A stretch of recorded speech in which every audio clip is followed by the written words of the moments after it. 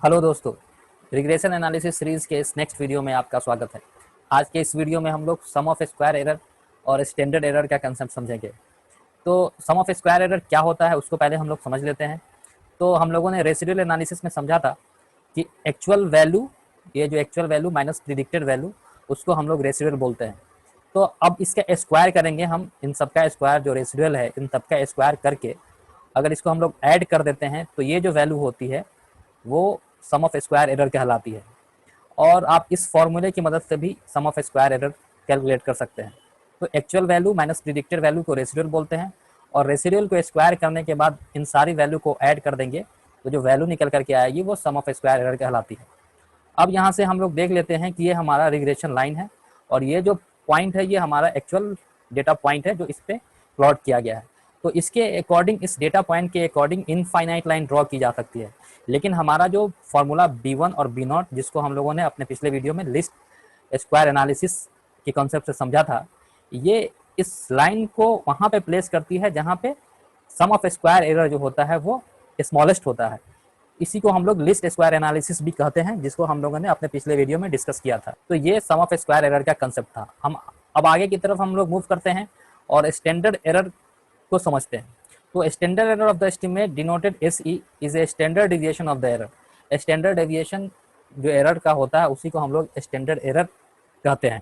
तो जैसे कि अब इसको समझने के लिए हम लोगों को एम्पिरिकल रूल समझना पड़ेगा, जो कि डिस्क्रिप्टिव स्टैटिस्टिक्स में एम्पिरिकल रूल आता है, उसको हम अपने आने वाले वीडियो में डिस्कस करेंगे।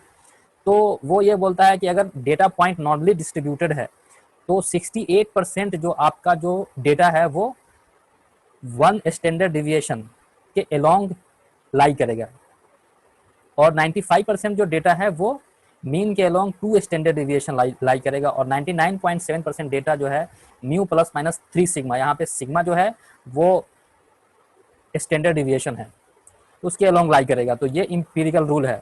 और हम लोगों ने पिछले वीडियो में समझा था कि रिग्रेशन एनालिसिस का एक अजम्पशन ये भी होता है कि जो डेटा पॉइंट जो होता है वो नॉर्मली डिस्ट्रीब्यूटेड होता है। तो यहाँ से हम लोग ये इन्फ्रेंस ले सकते हैं कि हमारा जो एरर पॉइंट होगा, जो एरर होगा, 68% ऑफ जो एरर जो होगा, जिसको हम लोग रेसिडुअल बोलते हैं, वो 0 प्लस माइनस 1 स्टैंडर्ड डेविएशन के बीच में लाई करेगा।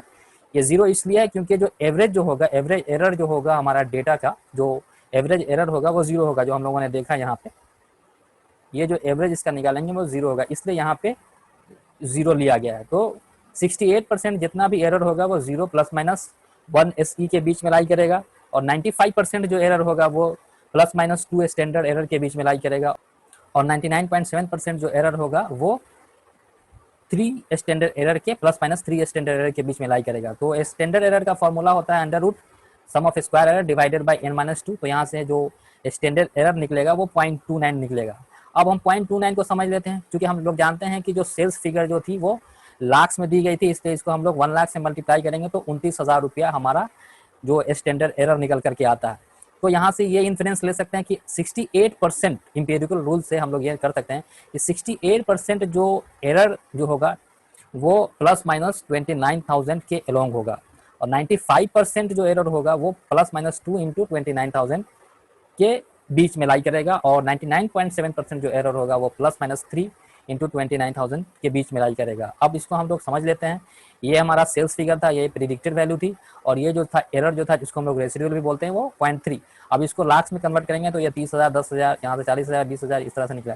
तो देख सकते हैं कि 0.29 यानी कि 29,000 के बीच में हमारा ये 10,000 लाई कर रहा है, 68%, ये 10,000 लाई कर रहा है, ये 20,000 लाई कर रहा है, ये 1,000। तो ये 68% ऑफ द डेटा को कंस्टिट्यूट करता है। उसी तरह से प्लस माइनस 2 इंटू 29,000, जिसमें 95% एरर लाई कर जाएगा, वो हमारा 30,000।